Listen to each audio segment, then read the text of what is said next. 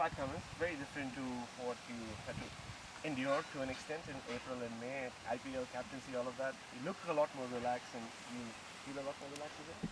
Yeah, I certainly feel quite relaxed. Maybe it's been over here in the West Indies, but no, it's been very relaxed first couple of weeks. Not being captain, less meetings, less just kind of worry about your own bowling and not much else. So it's been a nice change. But is that like a different kind of muscle memory that you need to tap into just being a player when you've not done it for quite a while? I think it's probably just the fielding, going out to the deep boundaries. I haven't really fielded on the boundaries for a few years, so that's probably the biggest difference. And then, bowling, whether I'm captain or not, you're always trying to think of your own plans and fields anyway. So not much difference, but just just give me a bit more bandwidth just to chill out.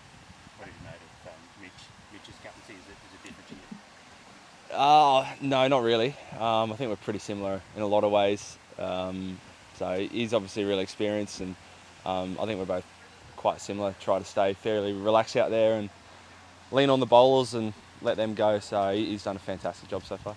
And you physically, like, how are you going, and what was the kind of thinking behind missing that first game? I'm going really well. I love only bowling 4 overs. I think over the course of the IPL, I just felt my body was getting better and better the further I was getting away from Test. So physically, I feel really good. In a perfect world, would like to get as many of the squad of 15 kind of playing a game in these early rounds. So that was mainly the thinking behind the first game. Was I was coming off a lot of cricket and a few other guys, not so much. So trying to get a few games into some guys. There's been a lot of talk about the run rate situation in your group and how it affects England. Is it something that you guys have discussed in the last 24, 48 hours, or is it something that you expect you will talk about before you take the field? No, not seriously. I think I was speaking to Josh. He had a bit of a joke about it the other day, and I think it got taken a little bit out of context. But no, we'll go out there and just try and play. Scotland have had a really good tournament so far, so they're going to be tough.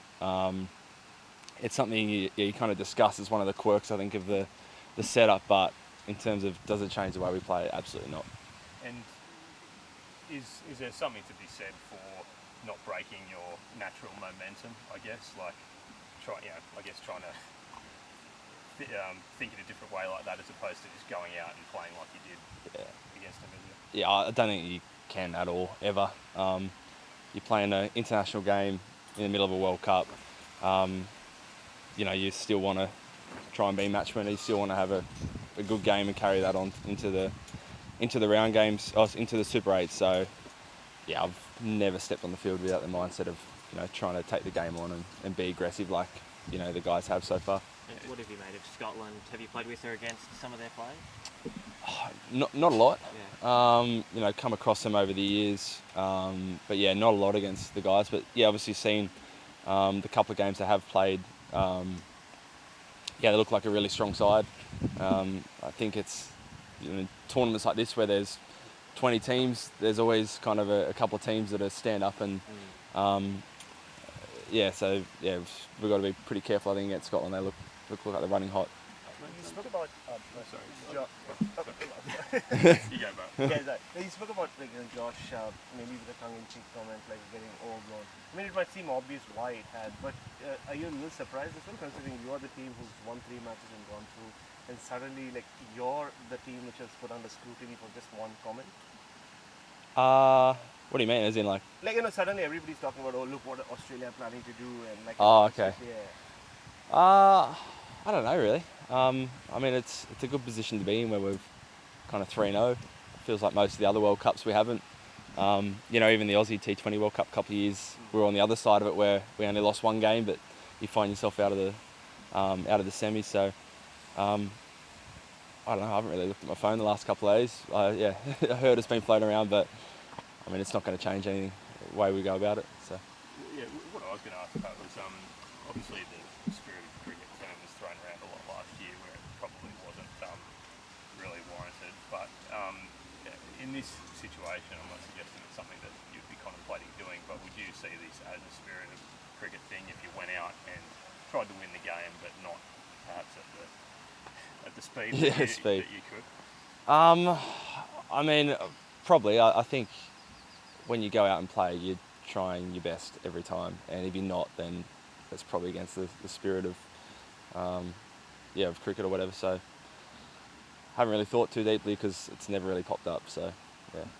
What about just the, like, kind of following on from Burrow and saying, like, the point system and the seedings? Like, you guys have done everything right. You've won 3 games in a row, yet you're in a position where people are questioning the spirit of cricket or whatever. Like, is that frustrating the point system is set up like that? I'd say it's more frustrating when you're on the other side of it. Washouts do make a big material difference. As you said, last World Cup we had a washout against England at the MCG, so we didn't make the Super 8s, and actually lost less games than some of the teams that did make the semi-final. Sorry, not Super 8. So yeah, I mean it's hard when you've got so many teams and you've got to try and fit it all into a few weeks. But yeah, this year it's fine. I mean, we won 3 from 3, so yeah, we can't be too upset. It would be a lot more logical and would be a way of dispelling any of this talk if teams like yourself could take your run rate through the Super 8s. Like, it seems strange that on that level there is no incentive for you in this last game. Yeah, no, it is strange. I don't know what's been done in the past, if it's been carried through. Has it? Yeah. That's what I thought it would be until we kind of turned up and worked out that it wasn't. So yeah, I mean, you're obviously trying to win every game, but maybe it gives you a chance to manage a few other players in this game where, run rate is less important. But so does that mean, like, for once, all you can carry forward is that momentum? And you've been part of a few T20 World Cups and leagues. Does momentum matter in T20 cricket? I think confidence matters, so maybe you can call that momentum, whatever. I think, you want to go into, when you get in the back of the end of the tournament, it'd be great if every player could look back and see 1 or 2 match-winning performances in the last few weeks. I think that helps, that gives you confidence. So, yeah, if you get knocked around a little bit and you don't play as well, it can affect you maybe, but it's more of a confidence thing, I'd say. You want everyone in form, highly confident going into the finals. And just on your role in middle overs, Pat, like you did it in the 50-over World Cup in India, but on these pitches, like, is it similar at all, or have you had to adjust anything at all with your bowling in those middle overs? Middle overs, I think it's a bit different to ODIs. Just the nature of, obviously the batters are more aggressive, so you throw in a few more Yorkers, a few more slower balls than perhaps you would in ODI cricket. But I enjoy that role. It's you've normally got some set batters in there. If you can make a breakthrough, it can make a big difference. So I don't really care where I bowl, but yeah, it's been good fun. I know you're enjoying not being in the meetings as much, but would you expect perhaps someone like Cameron Green or Ashton Agar, this would be a chance maybe for them to get a game? I haven't spoken to the selectors or anyone, so I don't know what they're thinking, but I wouldn't be surprised. As I said, I know going into the start of the tournament, there was, in a perfect world, would get a game into just about all the squad members. So yeah, wouldn't be surprised kind of once I have a look at the wicket and work out matchups or anything if a couple of new guys come in. And so going forward, are you sort of preparing to maybe miss another game, considering how closely all those matches are going to be? I don't think so. I think it's a bit of a luxury now in this first kind of section of the tournament, but I think once we get to the Super 8s, I don't think there'll be any resting. Right. Do you think all 3 of you potentially, like, if the matchups dictate that your big 3 are your best matchups for all 5 of those games if you make it to the final, can you play 5 games in 10 days? Yeah, definitely. We're used to playing Test cricket, so 4 overs is a breeze. It's no workload issues at all. But even with the travel and stuff, and even looking ahead to that, I think it'll be that India game last. You'll have 35 hours, I think, between the finish of the previous one and the start of the next one, plus a plane trip. Like, is that challenging? It's a factor, definitely.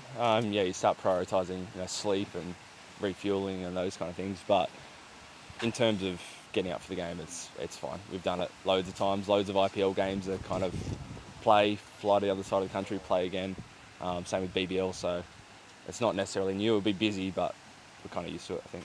I mean, you're not in control of the schedule, but just have you seen some of those games in New York? And as a bowler, do you feel like, just playing cricket in New York, the novelty of it, and just bowling on that pitch?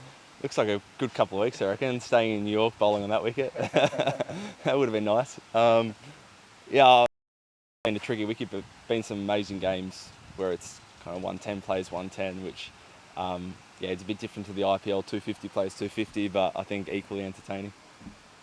Just one final one for me. On Travis Head, like you saw him throughout the IPL from close range, and just the way he started, like, are you seeing something with his batting, especially against spin, which is just like he's taken his batting to the next level?